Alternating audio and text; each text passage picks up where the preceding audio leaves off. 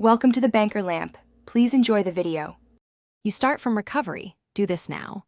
Boot to advanced options or use a Windows 11 install USB and choose command prompt.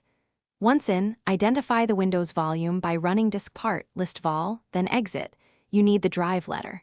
Make sure you have administrator access. You are running elevated commands.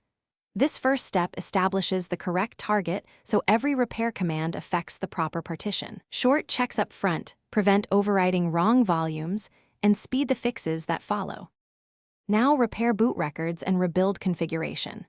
Run bootrec/fixmber then bootrec/fixboot. If access is denied, try a trib SHR on BCD before running bootrec/rebuild. Once rebuild runs, use BCD boot C \Windows to copy fresh boot files to the system partition.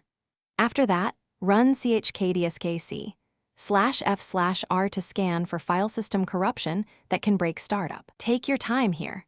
These commands replace or repair the exact pieces Windows needs to start, so confirm finish by repairing system files offline.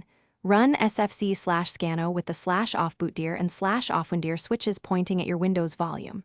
Once done, reboot and test startup. If Windows still fails, run dism against the offline image. dism/image, c \/cleanup image/restore health to repair component store issues. Make sure to capture any error codes or file names from messages. They guide the next step. If you hit persistent failures, return here and use the logged error to